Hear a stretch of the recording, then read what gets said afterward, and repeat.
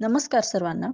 हरणगाव नाशिक जिल्ह्यातील पेठ तालुक्यातील आदिवासी भागातील एक छोटंसं गाव. 2011च्या जनगणनेनुसार लोकसंख्या 1483 आहे. इथले लोक प्रामुख्याने शेती करतात. भात, वरई, नागली ही मुख्य पिके घेतली जातात. हरणाई मातेचं मंदिरावरून हरणगाव हे नाव या गावाला पडलेलं आहे. तसेच हे गाव थोडंसं उंचावर असल्यामुळे पूर्वीच्या काळी घनदाट जंगल होतं आणि हरणं इथे सूर्यप्रकाशात बसण्यासाठी येत असत. यावरून देखील या गावाला हरणगाव हे नाव पडलेलं आहे. येथे देवरत्न सागर नावाचे धरण देखील आहे.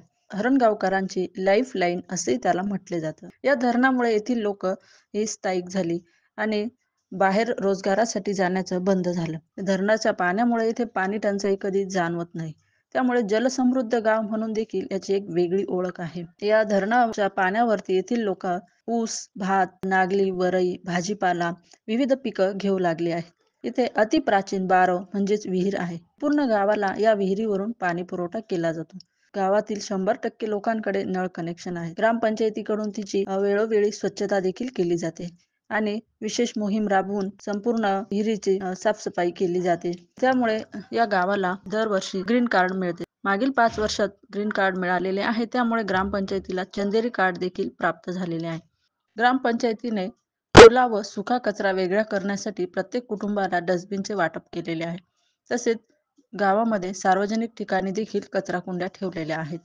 महिलांना परसबाग तयार करणे, गांडूळ खत तयार करणे याचं प्रशिक्षण देखील दिलेले आहे. गांडूळ खतासाठी शेतकऱ्यांना गांडूळ खत निर्मितीसाठी आवश्यक बेड आणि कल्चर देखील ग्रामपंचायतीने उपलब्ध करून दिलेले आहे. कचऱ्यापासून खत निर्मिती ग्रामपंचायतीमध्ये केली जाते. महिला बचत गटांना वेगवेगळ्या प्रकारचे व्यवसाय प्रशिक्षण देखील ग्रामपंचायतीने दिलेले आहे. नमस्कार, माझे नाव वेणू रवींद्र जाधव. मी ग्रामपंचायत हरणगाव येथे पेसा मोबिलायझर म्हणून काम करते. या ग्रामपंचायतीमध्ये उमेद अंतर्गत 29 महिला स्वयंसहायता समूह आहेत. समूहातील महिलांना या ग्रामपंचायतीने विविध प्रकारचे प्रशिक्षण दिलेले आहे. साबण तयार करणे, परसबाग तयार करणे, गांडूळ खत तयार करणे, नागलीपासून बिस्किट तयार करणे, कापडी पिशव्या तयार करणे, फॅशन डिझायनर, शिलाई मशीन, गांडूळ खत तयार करणे असे प्रशिक्षण दिलेले आहे. गांडूळ खताच्या प्रशिक्षणाचा येथील महिलांना भरपूर प्रमाणात फायदा झालेला आहे. महिला गांडूळ खत स्वतः तयार करतात व आपल्या शेतामध्ये वापरतात. त्यामुळे त्यांच्या बऱ्याच प्रमाणात खर्चात बचत झालेली आहे. तसेच गावामध्ये प्रत्येक कुटुंबाला 2 प्रकारचे डस्टबिन दिलेले आहेत. एक सुका कचरा आणि एक ओला कचरा वेगवेगळा करण्यासाठी हे 2 प्रकारचे डस्टबिन दिलेले आहेत.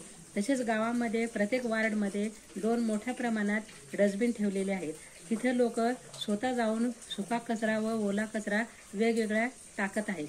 तसेच गावामध्ये महिलांच्या आरोग्याच्या दृष्टीने सॅनिटरी नॅपकिन हे मशीन बसवलेले आहे. गावामध्ये स्वच्छता मोहीम राबविली जाते. कापडी पिशव्या तयार करणे, कागदी पिशव्या तयार करणे अशा प्रकारचे प्रशिक्षणे महिलांना दिलेली आहेत.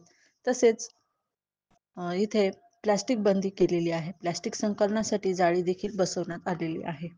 सांडपाणी आणि घनकचऱ्याची कामं देखील ग्रामपंचायतीने पूर्ण केलेली आहे आणि ODF प्लस ग्रामपंचायत म्हणून ही ग्रामपंचायत ओळखली जाते. आपले हरणगाव सांडपाणी व घनकचरा ODF प्लस हलनदारी मुक्त अधिक गाव म्हणून घोषित करत आहोत. स्वच्छतेच्या बाबतीत देखील श्रमदान मोहीम राबवण्यात येते. गावामध्ये वेगवेगळे नाविन्यपूर्ण उपक्रम राबवले जातात. महिलांचा विशेषतः सक्रिय सहभाग प्रत्येक ऍक्टिव्हिटीज मध्ये घेतला जातो. नमस्कार, मी वर्षा जेजुरकर, ग्रामसेविका हरणगाव, तालुका पेठ, जिल्हा नाशिक. स्वच्छ व हरित गाव या संकल्पनेअंतर्गत ग्रामपंचायत हरणगाव येथे विविध उपक्रम राबवण्यात आले. लेकीचे झाड हा एक नाविन्यपूर्ण उपक्रम गावामध्ये राबवण्यात आला. प्रत्येक मुलीच्या नावाचं एक झाड ग्रामपंचायतीकडून वाटप करण्यात आलं आणि त्याचं संगोपन प्रत्येक कुटुंबाने करायचं असं ठरलं. त्यानंतर वटपौर्णिमेच्या दिवशी देखील महिलांना वेगवेगळ्या झाडांचं वाटप करण्यात आलं. त्याचं लागवड महिलांनी केली. तसेच अनेक वेगवेगळे नाविन्यपूर्ण उपक्रम महिलांसाठी राबवण्यात आले. स्वच्छतेसंदर्भात वेगवेगळे पथनाट्य, वेगवेगळ्या स्पर्धा भरवल्या जातात आणि यामध्ये सर्व ग्रामस्थ हिरिरीने सहभागी होतात. हरणगावचे आणखी एक वैशिष्ट्य म्हणजे हे गाव कलाकारांचे गाव म्हणून सुद्धा ओळखले जाते.